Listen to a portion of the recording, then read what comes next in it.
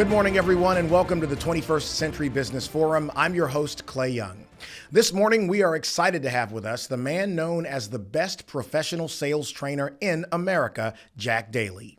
The global management and sales expert is the award-winning author of Hyper Sales Growth and the Sales Playbook for Hyper Sales Growth, and a former captain in the U.S. Army. Now, he has done 15 full and 30 half Ironman competitions, one on each continent, and get this, he didn't even start until the age of 57. Amazing. He is also a prolific businessman, starting his professional journey at CPA firm Arthur Andersen and rising to the CEO level of several corporations, building 6 companies into national firms along the way, 2 of which he subsequently sold to Wall Street firms Salomon Brothers and First Boston. Jack, thank you so much for joining us today. Just want to jump right in, really excited about the conversation. A lot has happened in the last couple of years because of what the country has gone through with the coronavirus and its impact on businesses. So let's start with the obvious. How has COVID impacted selling in our country, and where are we now? Yeah, so the great question, and we could have an arm wrestle in terms of where are we now? Different parts of the country, different parts of the world are in different places. But here's what I would tell you the first and foremost, and that is whether you think we are neck deep into COVID and the pandemic, or if we are ankle deep and on our way out. The most important ingredient when it comes to selling is the 6 inches between your ears. 50% or more of success at selling has nothing to do with COVID. It has nothing to do with the pandemic. It has nothing to do with the product, price, service, strategies, or tactics. Half of selling is believing that you can be successful and then taking the initiative to do what you can do irrespective of what the environment is. So best piece of advice I have been able to give salespeople in the last 18 plus months is focus on that which you have control over. And don't worry about the things that you don't have control over. And in having control, I would tell you to leverage the aspect of being virtual. I can tell you that there have been salespeople that have folded their hands in dismay about, gosh, my forte is networking and we can't get together in large groups. Well, I can tell you that there's a tremendous amount of networking going on. It's just virtual. And so it's all up here in our head as to how we approach this environment. What have been some of the bigger changes that you have seen with us having to deal with the pandemic? Well, the first one and the most obvious is people being locked down and not being able to interact face to face with their community, going to conferences and conventions, visiting with trade shows, getting out face to face with the prospect or the customer. But some of us, to quote Woody Allen, if you see an angry mob coming towards you, get in front and call it a parade. Some of us just looked at the world and said, okay, the world has changed, and so how can I tip it in my favor? So as an example, I have a client in Ohio. They have 38 salespeople, and they've had the best year ever. Now, it's not because they're in a product line that fits a pandemic. It has to do with the fact that their 38 salespeople were typically behind the wheel of their car, covering the state in their market territory. They couldn't do that anymore as they went into lockdown. The CEO of the company then said, well, you know what? We're going to sharpen our skills from a selling standpoint. And they practiced over Zoom in groups of 3. They did that an hour every day. And because of that, the CEO said, my salespeople right now are the best they've ever been at their selling aspects because they are so well prepared and so well practiced. I can tell you that during the pandemic, as a professional speaker, 2019, pre-pandemic, you're looking at a guy that was 200,000 air miles a year plus. I was in over 30 countries. And all of a sudden, I don't travel and not in front of large groups. And so people were coming and saying to me, how has it impacted your business? And I'm like, dramatically. However, Within 60 days of being locked down, I brought in a professional team who built me a professional video studio. I'm not broadcasting from there. Today, I'm broadcasting from my home office. But in my home, there is a virtual studio that's been built with lighting and cameras, etc. And I will share with you that in June, I ended up setting a Guinness World Record for the largest virtual conference delivered in business of 21,261 people. Now, Wow. this is evidence of a guy that is shifting the way they deliver business. I used to do public events where people could buy a seat and I would choose cities to go to and announce I'm in this city. Well, with the lockdown, what I said is I'll do them virtually. And today I end up having people in my sessions that used to commute by car and a few by plane. Today I have them from 5 to 10 different countries and all throughout the 50 states attending because it's so much easier to access. Quite frankly, I won't be going back to open to the public live events going forward because the people that are attending my virtual are saying, this is easier for me and I can impact my marketplace quicker without going to a conference. Well, I want to kind of double down on what you just said. It does allow more efficiency with time because you eliminate travel. You eliminate a lot of what goes on to going to conferences or even having simple meetings during the day. I think one of the positives of having to be virtual is you can do a lot more in a day. Would you agree with that? There is no question about it.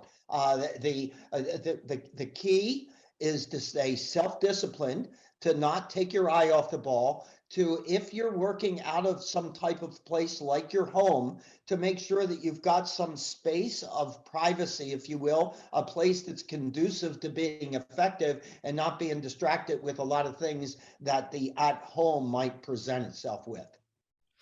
You've talked about it wherever you go that people say how hard it is to find great salespeople. Why is it so hard?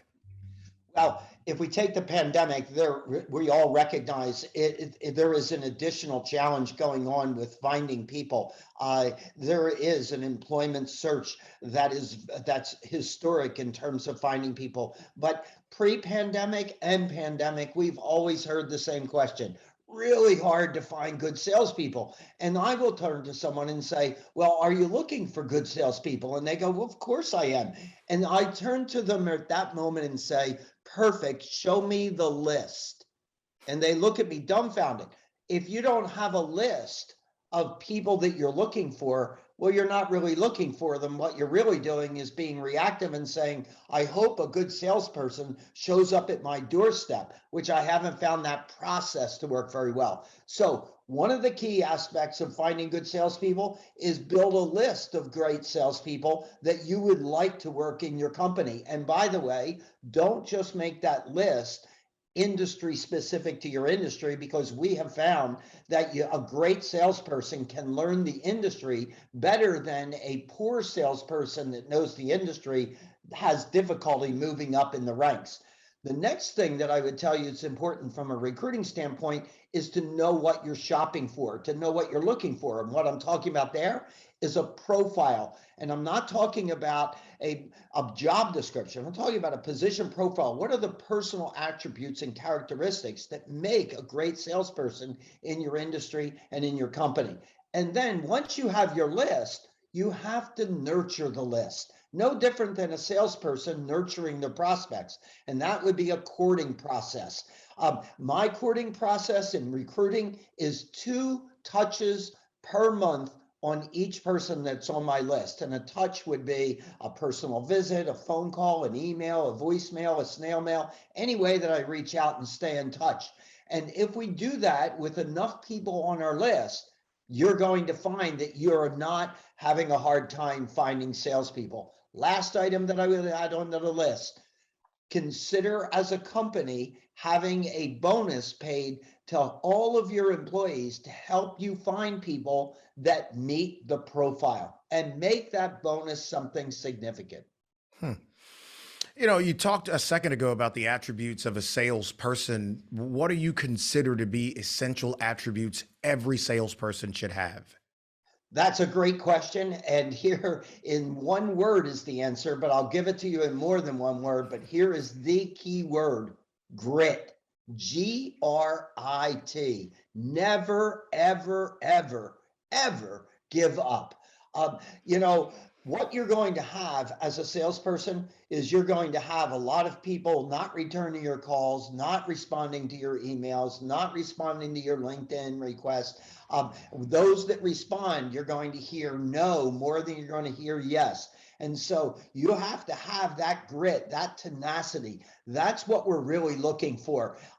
If I were to add some other attributes, I would tell you that I'm looking for someone that's a self-starter, not somebody that I need to light their fire every day. They come out of their bed lit up on fire. And as well, disciplined, self-disciplined. And so that focus of being disciplined with a positive attitude, those are the keys of a top salesperson. You know, one of the things that you run into, Jack, when you talk to people about sales is you have a lot of people who say, "Oh, I could never be a salesperson. I could never ever do sales." And I like to tell people that every person is a salesperson. Babies come out learning how to sell. Babies know how to close you on a deal better than almost anyone else. Why do you think there is such a stigma against sales and people make it out to be something it's not? Well, you got really close to the mark there with the baby as a salesperson. I tell people that are parents, if you have a child, don't tell me that you're not a salesperson, because you're selling that kid all day long, right? And so we're all in sales. Here's the problem. The problem is that the picture that people have of a salesperson is that used car sales guy, that guy that's pushing you, impressing you to do things that are not necessarily in your best interest. That's not what my definition of a salesperson is. My definition of a salesperson is one that's a partner, someone that builds a relationship, someone that tries to add value to the person that they're working with. My wife Bonnie, of 47 years before she passed away a few years ago from cancer, Bonnie used to say, "I could never be a salesperson." But we were at a trade show and I needed to leave the trade booth that I had. And I said, "Look, just man the booth while I go on this errand and take a restroom break." And she said, "Yeah, but I'm not a salesperson." And I said, "All I want you to do is just be somebody that can help anybody that stops by the booth. Could you do that?" And she said, "Well, that I could do." And I said, "Well, then you're a salesperson, helping people with their challenges, with their opportunities, with their needs." That's really what a salesperson does. And as you said, we're all salespeople. You know, there is the concept of greatness, and we hear it so much now in this era of digital media. People talk about athletes being great, actors being great, but greatness is also something that you want to see in sales. Is it an innate thing, or is it something that a CEO can cultivate? And if it can be cultivated, how do you do it? So, this is one of those questions that I think, a good attorney can take in the prosecution side or the defense side, Okay. and have their opinions and their shot at winning. From where I sit, greatness can be achieved by anyone who desires to be great. The first thing that we need to decide is, what is the definition of greatness as an individual would see it. I mentioned my wife Bonnie earlier. Her idea of greatness in life was very different than mine. Neither one of them right or wrong, but right for the individual. Once we've defined what greatness means for us, what we've really wrestled down then is, in the vernacular of business, we've now recognized what our vision is. You can't get there unless you know what there is.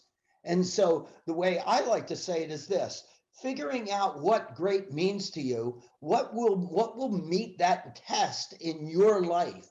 Once you understand what that destination is, then breaking it down into component parts, and I'm going to call those component parts goals, with some established timelines on how you're going to achieve the goals. And then what will facilitate you getting those goals accomplished and ultimately getting to that vision of greatness is lifelong learning. And as long as we package that together, then I think we have greatness sitting right there at our front step. What is your perspective on something called the it factor, right? Because I mean, people can emote an energy that draws people in, especially in sales. It's essential that you're approachable. But what's your concept of the it factor? Yeah, awesome questions, really. Um, so a tremendous amount of people are really taken back by what I'm about to tell you, and that is that I am a full bore introvert. Now, the majority of people see me in a medium like a video, or they see me in the medium of being on stage. I want to tell you, I'm working really, really hard for the it factor, Yep. to be there on that Yep. stage and be dynamic and be all that the audience wants from a speaker. But quite frankly, I live in a neighborhood today where I've lived in this home for 6 years. There are neighbors on either side of me, and I don't know who they are, and they don't know me. I belong to a country club with 350 members, and maybe 4 or 5 members know me. The majority of people in my audiences watching me on stage would think I'm the life of the party, and everyone at the country club knows me. But that's my stage persona. If you will, that's my it factor. And so as a salesperson, what I need to do is I need to assess what my public is like, how I'm going to find the base of trust to build. And then I'm going to transform for that moment into the it factor, that which will make them more comfortable. You have no idea how much I relate to what you just said on so many levels, but we will keep it moving. It just so wonderfully said.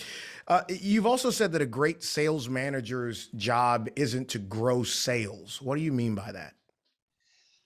So there's a very big difference between a salesperson and a sales manager. A salesperson's job is to win new customers and grow the ones they have and differentiate themselves from their competitors.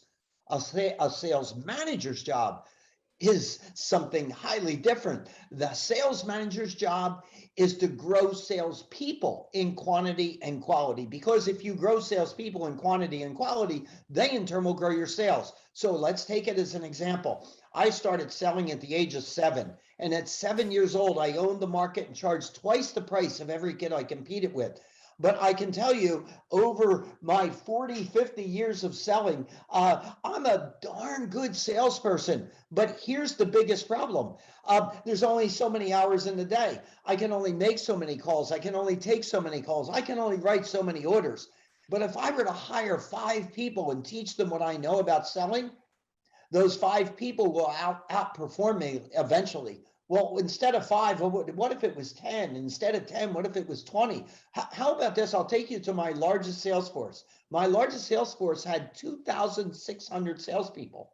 Now, that amount of people are going to outsell me no matter how good I am as a salesperson. So if you want to grow your sales as a company, my advice in most businesses, grow your sales force in quantity and quality. And that, in fact, is the job of a great sales manager. So yeah, I want to get to systems, but I kind of want to lean in a little bit on what you just said and ask you about the importance of being a self starter in relation to what you just said. You mentioned that in one of the previous questions, being a self starter, meaning you're self motivated, you want to get it done, you don't have to be micromanaged. That in relation to a sales manager and a salesperson relationship, that you're painting the canvas, but they're going and getting it done, if that makes any sense. Yeah, you've hit it right on the nail on the head. Look, my job as a sales manager is to find good salespeople, bring them on board, and make them even better than when they arrived. And so what I want to do is I want to find out where their strengths are, and I want to opportunize on those strengths.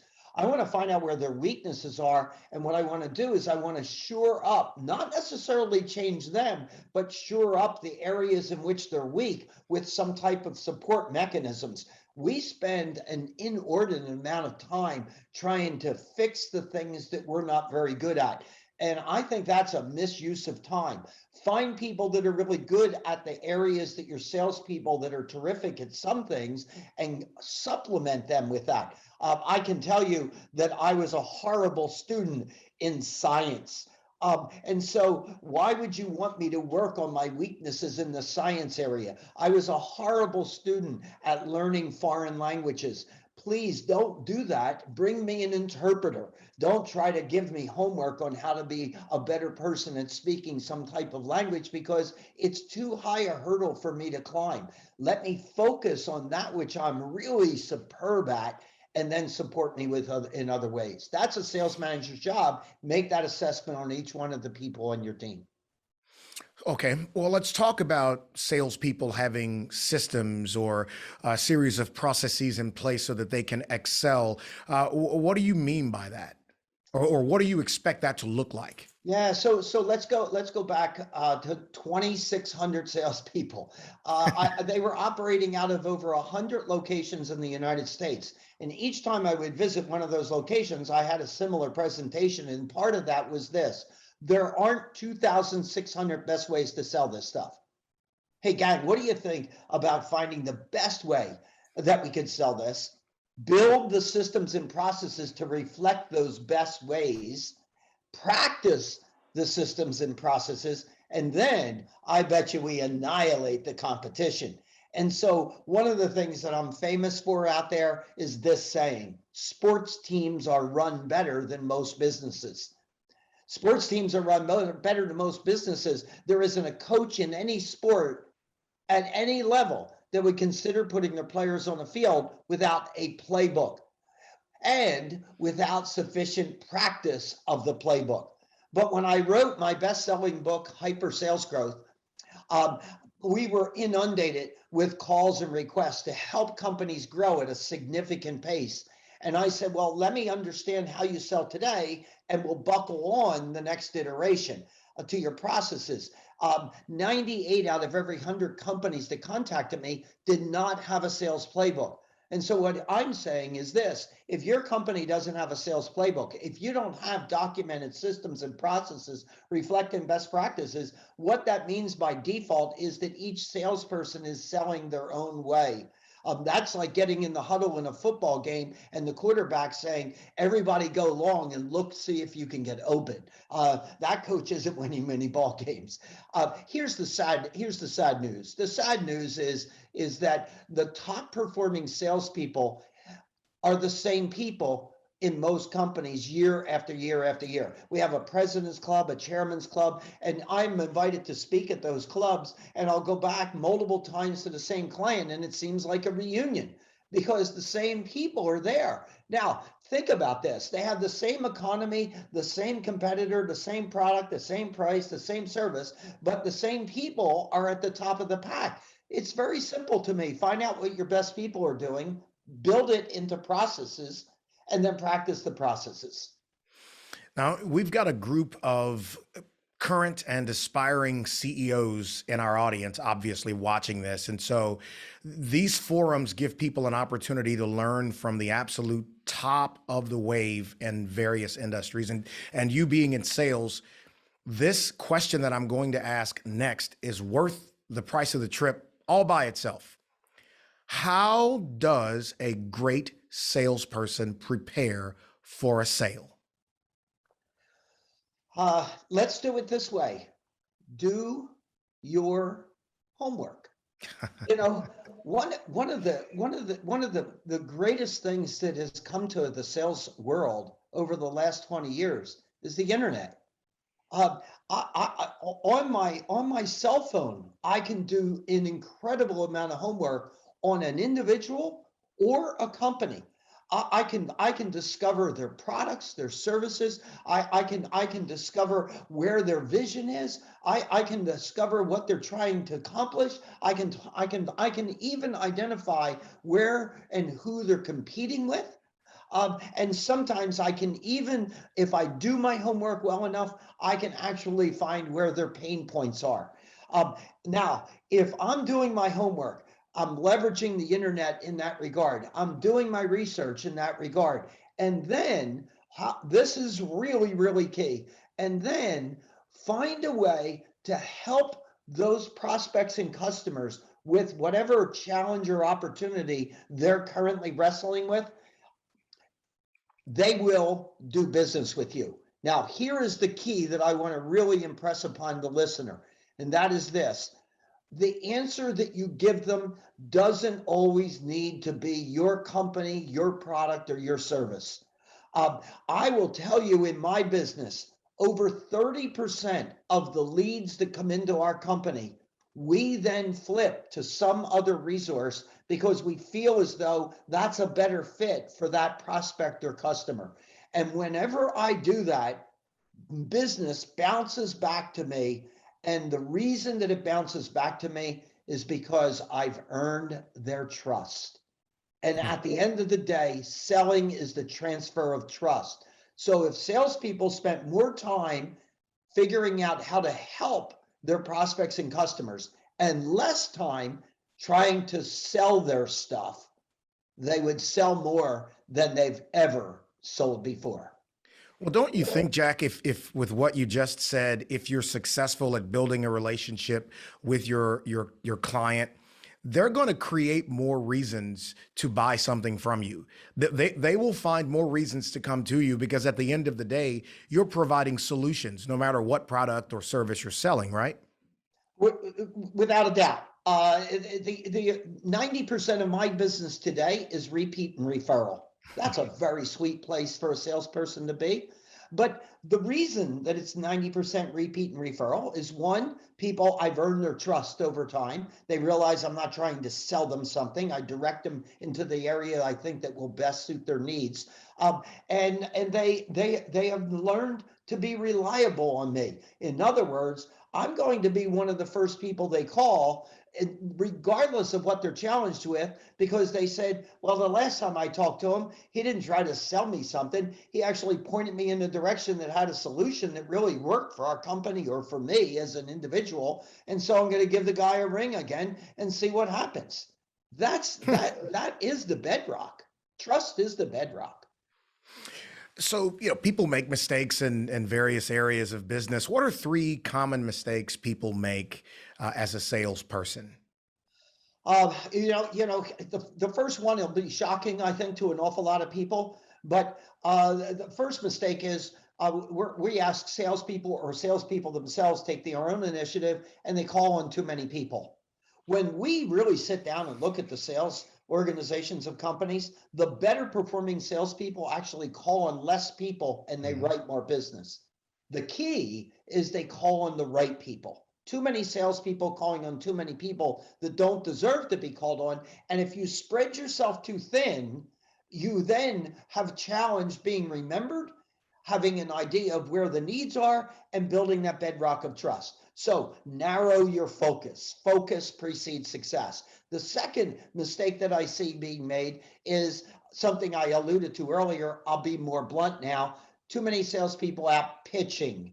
I was on a tour in India in 2019, and 3 different stops of the 11 stops before I got on stage, these salespeople came up to me and said, "Are you going to teach us some new pitches today? You're going to teach us some new pitches?" And I said, "No, I'm going to do something even better than that." And I paused and I had their eyes glaring at me, and I said, "I'm going to teach you how to stop pitching. People do not want to be sold. No one wants somebody trying to sell you something." And so my advice, stop pitching. And then the third is that we don't spend the time building the bedrock of trust, and we don't spend the time cultivating relationships. So take it in reverse.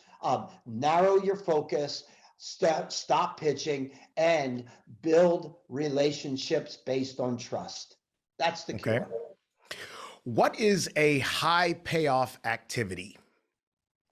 So, the acronym I use is HPA, Right. high payoff activity.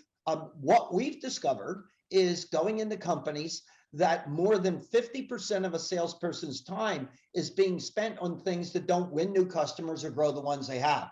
I'll give you an example. If I were still in selling out there actively in the field, and to some degree I still am, but if I were actively as a salesperson, as I think of a salesperson, I can tell you that I'm going to be really great at making cold calls, at getting through the gatekeeper, at building that trust in the relationship and so forth that we've talked about. But if I have a sales manager that tells me every day, Jack, I want you to sit in front of a computer keyboard and update your contact management system, I'm going to be a fail. I'll be one finger Jack on the keyboard. I was running a $23 billion bank when I was in my 30s. Here I am in my 70s. And I'm still a great salesperson, but I'm horrible at working with computers because I've had people that have supported me in that regard. So I believe in an updated contact management system. Don't get me wrong there, but don't have me being the data entry person. So, as a speaker, for me, I'm going to be more effective if I'm coaching people. That's one of my roles. And if I'm speaking on stage or doing it virtually. But every one of my presentations has a workbook for the participants. There's somebody better on my team that's quicker and more efficient and more effective at building that workbook that's going to be reflective of my comments in my workshops and stage than me sitting at that keyboard banging out a workbook. That's just not Jack Daly. HPAs for every salesperson should be figured out. What's going to win new customers, grow the ones you got, and then anything else the company has to be doing, could we find someone else to do it inside the company, outside the company, or maybe even, how about this for a radical move, just stop doing it. You've been around the country and have spoken to CEOs all over. What are some observations about where they're getting it right and where they're getting it wrong? If I look at it from a CEO standpoint, we're not spending time on the HPAs. And let me just make sure we get this clear.